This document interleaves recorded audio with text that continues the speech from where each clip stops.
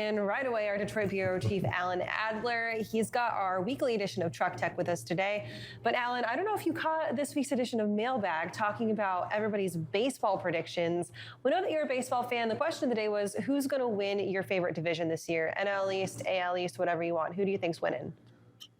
AL Central, surprisingly, the team that I kind of sort of follow, even though they changed their name, because I still think of them as the Indians, but the Cleveland Guardians are having quite a year. And from a fantasy perspective, which I follow, I play fantasy baseball. I am really surprised that Andres Jimenez, I believe I'm saying that right, is really turned out to be quite a ball player for them. And good pitching, still with Shane Bieber and Cal Quantrill. Those of you who are a little older remember his father, Paul, pitched for the Kansas City Royals. So, Kaylee, don't get me started. We could spend an entire segment talking about our baseball predictions, and I love that. And the next segment. In the next segment, for sure. But we've got a lot to talk about in Truck Tech for today. I like the title, Don't Ask, Don't Tell Edition, because some stuff going on in the background of some of these companies. Let's start off with Too Simple. Yeah, we didn't make a huge deal about a little more over, I think, in Dooner's world on that crash that occurred in April. It was an interesting situation. No one hurt, but one of their trucks reacted to an old command and the safety driver had to, basically try to counter steer because the truck thought it should go left, cross the lane of traffic on the I-10 in Arizona, and smashed into a concrete barrier. It was a little better because the driver was trying to countersteer, the safety driver. But it was a piece of video that, went viral and led to a lot of different coverage. The analysts got involved, asked a lot of questions in the second quarter earnings call about, safety and about how, basically bringing up the whole question, are autonomous trucks ready for prime time or aren't they? And, so Shada Howe, who is the CEO and really master of the universe over there these days at Too Simple, took the questions, took responsibility, and basically said, they've made changes so that this kind of thing won't happen again.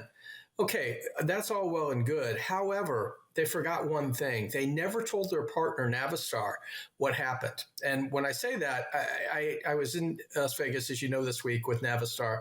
And in talking with Michael Grahi, who's the head of operations there, I brought up the question, was this Too Simple incident a big deal to you? What do you think? Because they're building the trucks that Too Simple will use beginning in 2025. And his response kind of surprised me. He said, well, we weren't really happy with the communication on this. And I said, you mean you found out when the public did?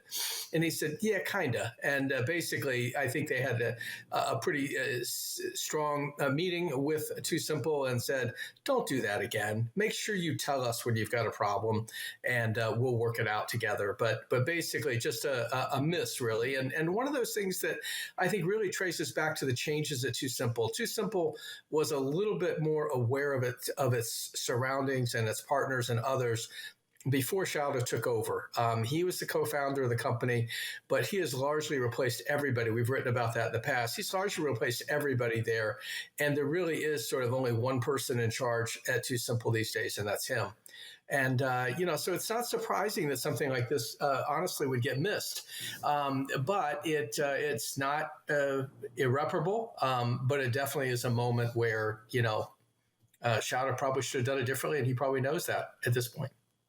Communication is everything, Alan, and this definitely seems like a learning situation for Too Simple. But were there other gems that other companies were able to kind of glean from this incident?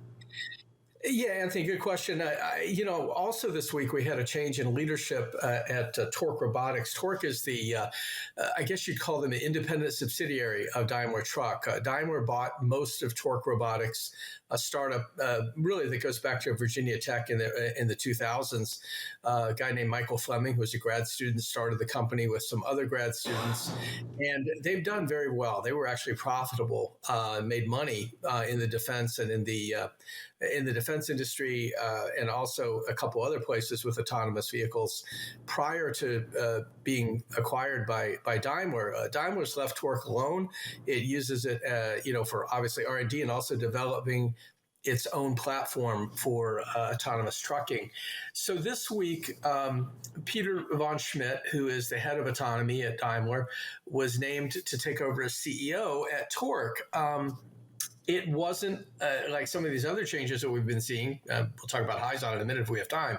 But this was not anybody being pushed out or anything. But I know Michael Fleming pretty well. He jumped on the phone with me yesterday, and we had an opportunity to talk. And of course, you have to ask the question, did you jump or were you pushed? And of course, we can get back into that. But one of the things he mentioned when I asked him about the Too Simple thing was, what was your reaction? What did you do? And he said, we take all of these things super seriously, and we look at everything, and we get all the information we can about another company's issue when it comes up, because there's learnings to be had. Now, TORC did not ground its fleet. They operate out of a former car dealership in Albuquerque, New Mexico. It's where they run their fleet from mostly. But they didn't ground it or anything like that. And he said most of the changes they made were so far in the weeds, they would sort of defy layman's understanding. So we didn't get into that. But it is interesting that he said, if you go back to the Uber crash in 2018, where the bicyclist was killed walking across the street, and the Uber autonomous vehicle struck the person. He said, we studied that all the way through the National Transportation Safety Board reports and everything else, and really tried to learn what we could. And that's sort of the position that they've taken with this one. It's interesting to watch for sure, and to see kind of a leader step out in the article say, you know what, I had a great career, not planning on pursuing any other opportunities right now. He's just kind of taking his laurels and looking over his career and saying, you know what, I did a bang-up job.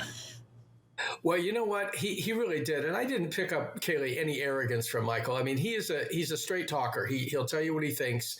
And he's, I think he's a PR person's dream in terms of staying on message. But he will answer your questions when you ask. So I asked him, I said, got to ask, were you pushed or did you jump? He said, my idea. He said, when we aligned ourselves with Daimler 3 years ago, he said, we talked about a 3-year plan.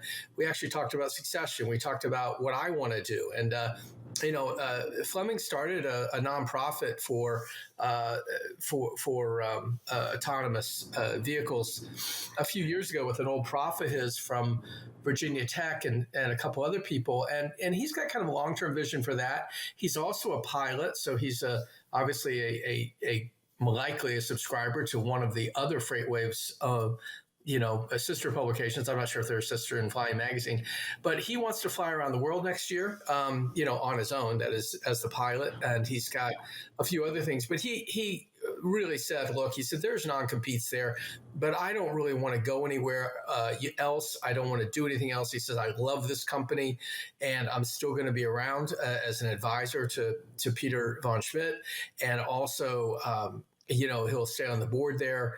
So this really was, I think, an orderly succession as those things go. Alan, definitely going to have you back for that baseball segment a little bit later on. But thank you so much for joining us this morning for this Truck Tech edition. Okay, thanks, guys. Maybe we'll get him back once we get into the heat of playoff baseball season.